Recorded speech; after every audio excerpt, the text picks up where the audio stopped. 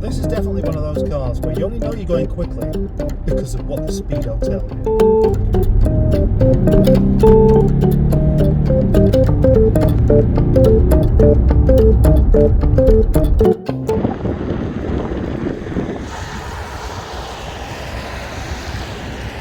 This happens. Interesting.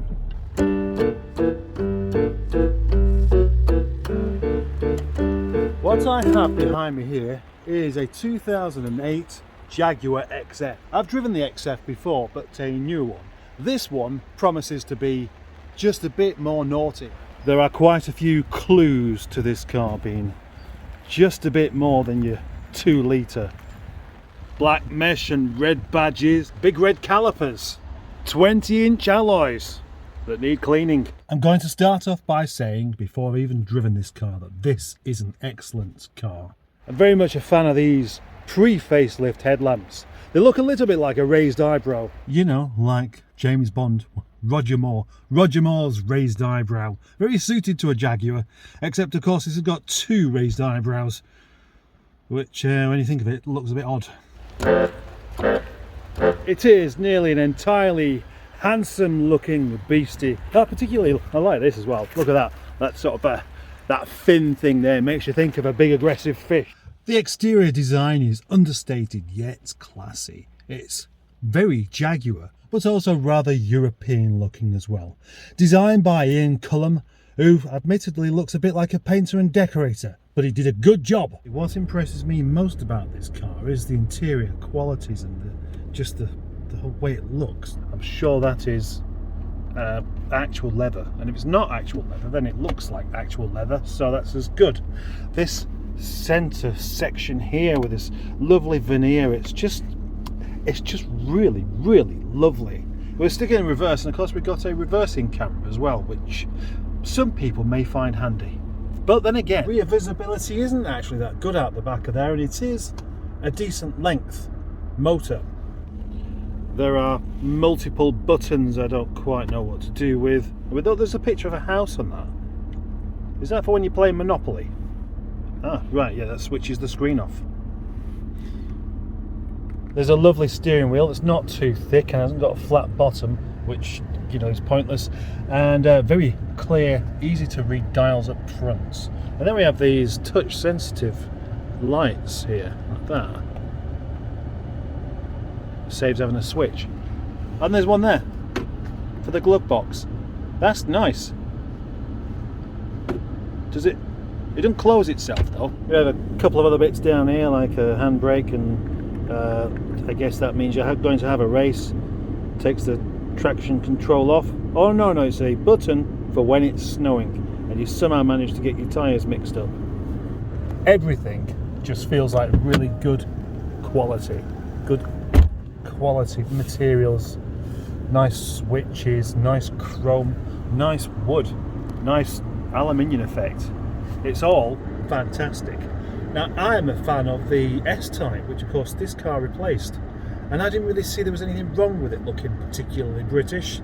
So for looks, I think I actually prefer that car, and this is derived of that same chassis as well. It's stretched out ever so slightly to make it safer, maybe a bit more rear legroom. I'll go and find out actually.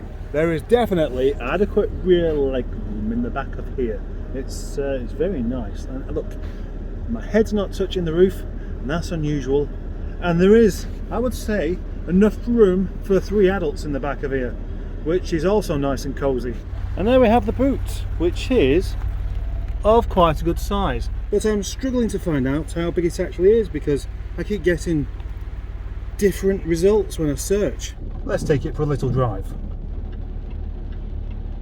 As you'd expect, it's a very smooth and very quiet, very refined drive at low speeds. Although this is a diesel engine, I can't really hear it. It doesn't feel particularly big on the road either. It doesn't feel as big as it looks, for example. That's where things aren't quite as enjoyable as what they would be in an old classic Jag, where you get the sensation of driving a Jag. This, whilst you're looking out the front, you don't really. It could just be a Mondeo.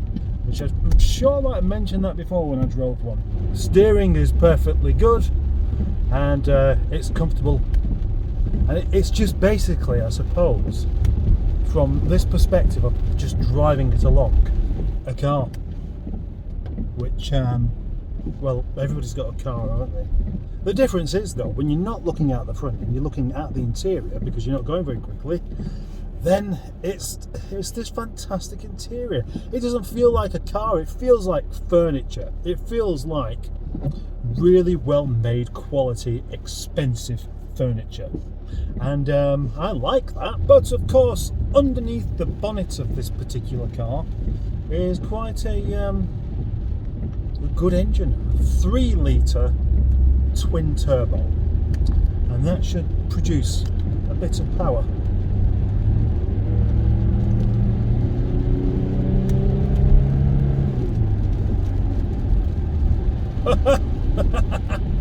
Right, I see. Now the only trouble is, I was told about a particular thing with this car, that it might need the DPF having a good clear out, because when you put your foot down, this happens. Interesting.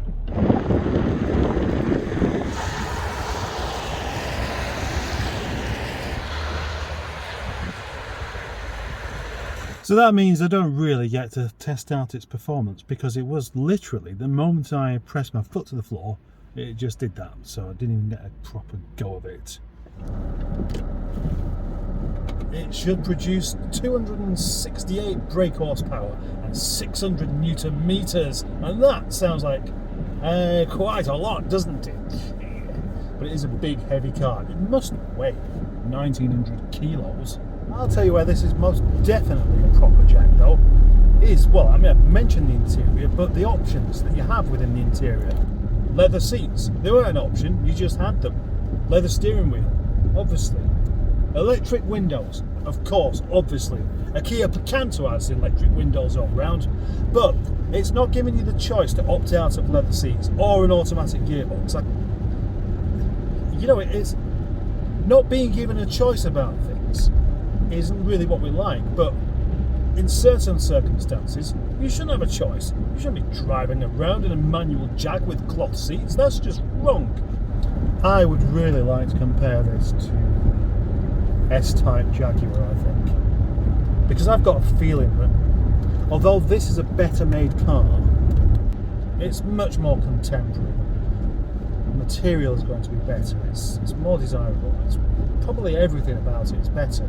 But I just suspect that the old S-Type might just feel a bit more special.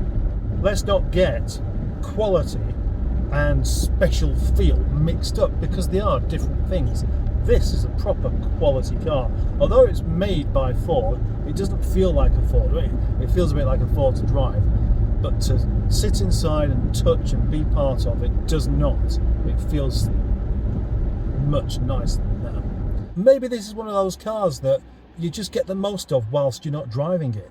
And for a car that's supposed to be made for bombing up and down the motorway all day, every day, to have the best part of it, the thing that you can appreciate whilst you're not driving it, does seem a bit kind of backwards. Now, it's very unusual that I should do a car test drive review over 2 days, but it seems like yesterday there was something not quite right with this, so I went into the garage with it and they cleared a few fault codes. So now it should be a bit more like it. Having these fault codes cleared, it feels a bit better already. Maybe I feel better driving it because it's not chucking it down today. Although the roads are still wet, I'm going to have to be quite careful.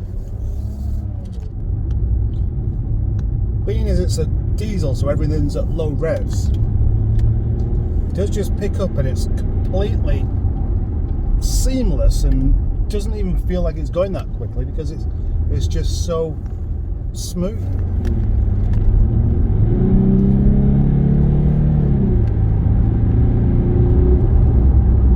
This is definitely one of those cars where you only know you're going quickly because of what the speedo tells you, because it doesn't really feel like there's anything that amazing going on. The old The best thing, the best car for that proper feeling of something stupidly quick going on has to be a small turbo powered petrol engine. A big car like this with a big engine, it's so effortless that it's not that exciting, if that makes sense. But I do like it a lot more than I did do yesterday, so now I'm going to take it back before I use up all the fuel. That seems to have cured this problem with the going into limp mode. It's not doing it now. That's great. That's a success.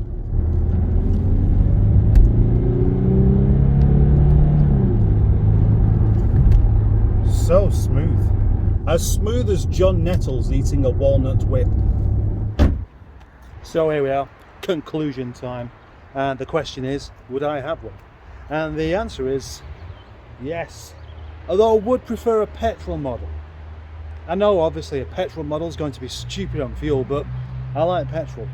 And at the risk of sounding rather contrary and controversial, etc., I think I probably prefer an S-Type, although I've never driven one, so I don't really know.